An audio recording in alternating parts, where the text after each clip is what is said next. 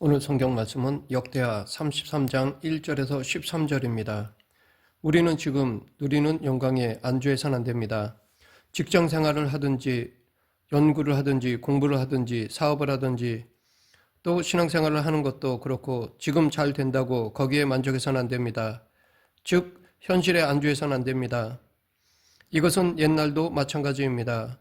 성경에 나오는 실패한 왕들의 공통점은 모두 성공한 사람들이었다는 사실입니다. 성공했지만 교만해져서 결국 실패한 왕으로 기억되는 것입니다. 유다 역사상 가장 악한 왕은 므낫세라고 할 수 있는데 그는 실패할 수밖에 없는 조건을 모두 갖춘 왕이었습니다.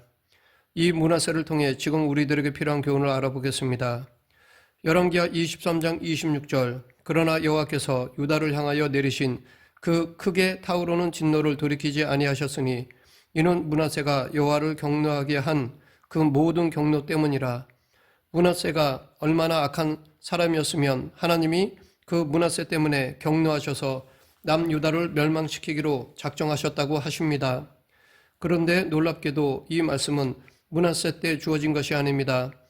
이것은 엄청난 종교개혁을 일으키고 유월절도 회복하며 모든 이스라엘과 유다 왕들을 통틀어 가장 훌륭한 왕이라고 평가받는 요시야 때 주어진 말씀입니다. 요시야는 므낫세의 손자인데 그렇게 놀라운 영적 회복과 부흥을 일으켰습니다. 그럼에도 불구하고 하나님은 그의 할아버지 므낫세 때문에 품으신 분노를 돌이키지 않겠다고 하셨습니다. 이것은 요시야의 잘못이 아니라 그의 할아버지 므낫세가 범한 죄 때문이었습니다. 물론 오늘 본문에서 므낫세가 회개는 했지만 그가 워낙 악을 많이 행했기 때문에 그 악의 결과가 남아서 결국 멸망으로 이어진 것입니다.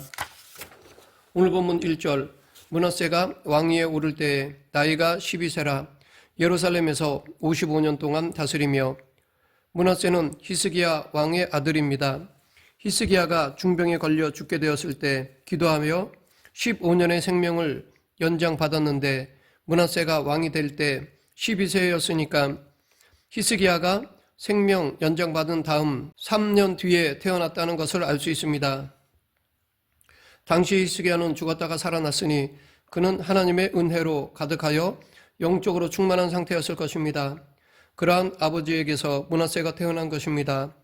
므낫세는 12세에 왕위에 올라 무려 55년을 통치했는데 모든 왕들을 통틀어 가장 오래 왕위에 있었지만 또한 그는 가장 악한 왕으로 성경에 기록되었습니다. 므낫세는 유다가 멸망할 수밖에 없는 가장 완벽한 실마리를 제공한 사람입니다. 그가 왕이 되어 첫 번째 한 일이 아버지 히스기야의 종교개혁을 모두 물거품으로 만들고 그 이전의 우상 문화를 다시 부활시킨 것이었습니다.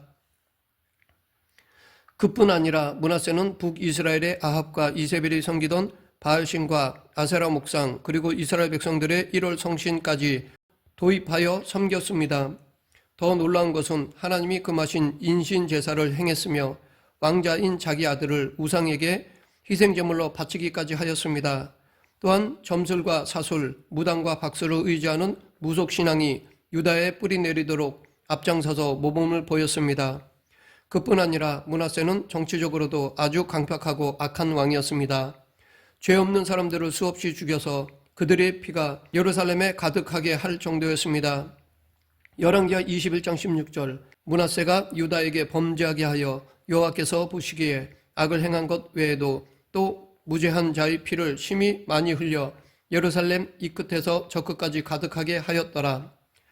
므낫세의 죄의 뿌리가 얼마나 깊었던지 그의 손자 요시야가 왕이 되어 종교개혁을 일으키며 최선을 다했지만 결국 악의 뿌리를 제거하지 못하고 유다는 멸망의 길을 가게 되었습니다.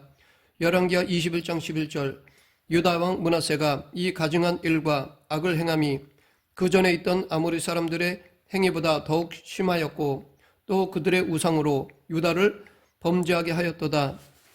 하나님이 보실 때 므낫세가 저지른 죄악은 이스라엘의 가나안 정복 전에 그곳에 살던 악한 아모리 민족들의 죄악보다 더 컸습니다. 그러면 도대체 얼마나 악했던 것일까요? 그는 자기만 악한 것이 아니라 자기 나라 백성들까지 전부 죄악으로 오염시켜버렸습니다. 왕이 악하니까 유다 백성들도 악하게 되어 죄악을 범했던 것입니다. 본문 9절, 유다와 예루살렘 주민이 므낫세의 꾀임을 받고 악을 행한 것이 여호와께서 이스라엘 자손 앞에서 멸하신 모든 나라보다 더욱 심하였더라. 역대기와 열왕기는 같은 역사를 다루지만 해석의 차이가 있습니다. 역대기는 남유다, 특히 예루살렘 성전을 중심으로 역사를 기록한 반면에 열왕기는 객관적인 사실을 다룹니다. 그러한 열왕기 하에 기록된 내용으로 볼 때 므낫세는 정말 하나님 보실 때 더 이상 악할 수 없다고 할 정도로 구제불능이었습니다. 므낫세가 가장 잘못한 일은 우상숭배입니다. 우상숭배는 단순히 우상을 만들고 절하는 것이 아니라 하나님의 뜻을 따르지 않는 모든 행위를 말합니다. 왜냐하면 우상숭배의 목적은 오로지 자기의 형통이기 때문입니다. 무당에게 구슬해달라고 하면서 그저 귀신이 자기가 원하는 것을 이루어 주기만을 바라면서 돈을 내고 기도를 받습니다. 이것이 하나님을 믿는 것과 우상을 믿는 것의 차이입니다. 우리는 하나님이 창조하신 목적에 맞게, 즉 하나님의 영광을 드러내기 위해 끊임없이 하나님의 뜻을 묻고 그 뜻대로 살기 위해 애써야 합니다. 그러나 만일 자기가 원하는 무언가를 성취하기 위해 하나님을 믿는다면 그것은 우상 숭배를 하는 것과 같습니다. 주일 예배 때 예배당에 앉아 있다고 그 자리에 모든 사람이 하나님을 믿는다고 할 수 없습니다. 그 중에는 교회에 나오면서 우상을 섬기는 사람이 있을 수가 있습니다. 즉 예수님을 믿는 목적이 세상적인 부귀영화라면 이것은 주님을 믿는 것이 아니라 우상을 섬기는 것입니다. 실제로 예수님을 온전히 믿으면 박해를 받을 수밖에 없습니다. 이것은 현실이고 사실입니다. 성경 인물 중 좋아하는 사람이 누구냐고 물으면 많은 사람들이 바울을 말합니다. 하지만 실제로 그의 삶을 닮고 싶다고 하는 사람은 적습니다. 왜냐하면 그는 하나님의 뜻대로 살려고 몸부림치다가 비참하게 죽었기 때문입니다. 그의 인생은 안락함이나 풍요로움과는 거리가 멀고 고난을 많이 당했기 때문입니다. 그렇기 때문에 그렇게 하나님의 뜻을 따라 끝까지 믿음을 지키려 했던 믿음의 선배들의 삶이 복이라고 느껴지지 않을 수도 있습니다.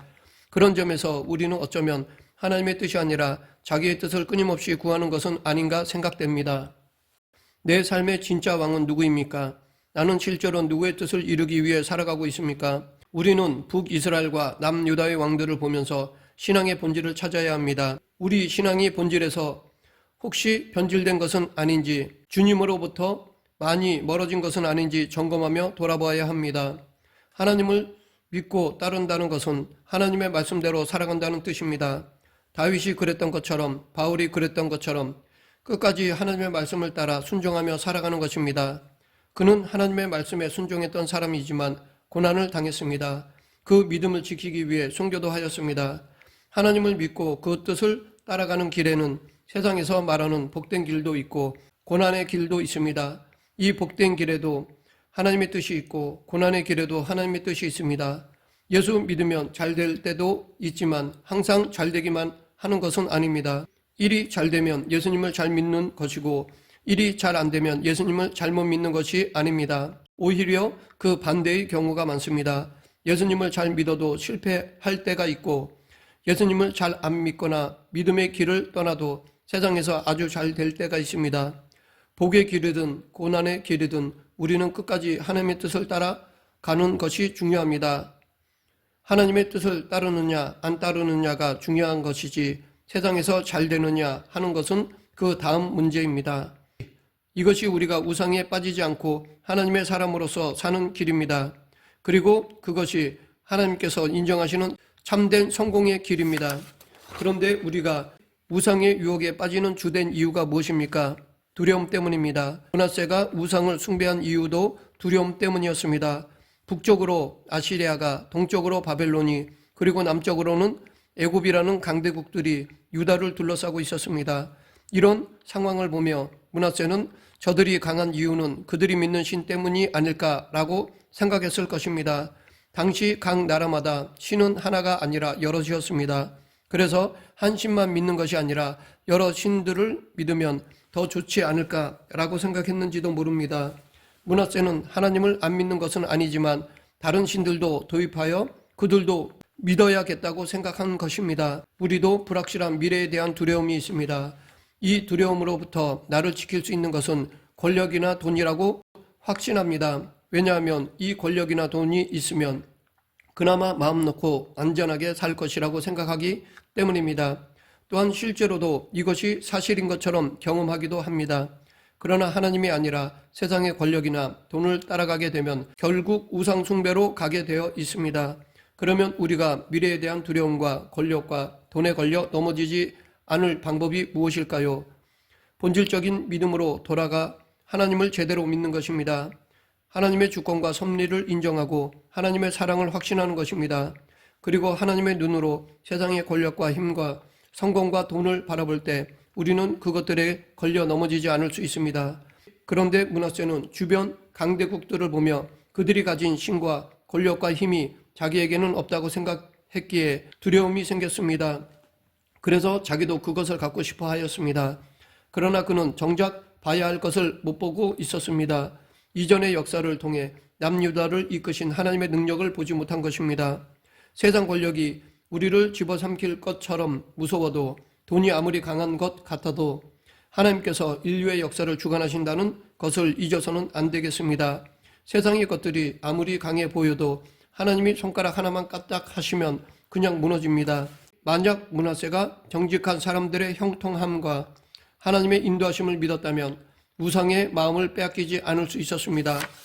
계속해서 본문 11절 여호와께서 므낫세와 그의 백성에게 이르셨으나 그들이 듣지 아니하므로 여호와께서 아수르 왕의 군대 지휘관들이 와서 치게 하심에 그들이 므낫세를 사로잡고 쇠사슬로 결박하여 바벨론으로 끌고 간지라. 유다의 왕이 한순간에 쇠사슬에 결박된 포로가 되어 다른 나라로 끌려갔습니다. 그런데 므낫세가 이런 어려움을 당한 이유가 있습니다. 하나님이 징계하신 것입니다. 말씀을 자세히 보면 이 구절의 주어는 여호와 즉 하나님이십니다. 하나님께서 아수르 왕의 군대 지휘관들이 와서 치게 하신 것입니다. 이렇게 므낫세는 엄청난 고통을 당하자 겸손해지면서 하나님께 마음을 돌이켜 기도하였습니다.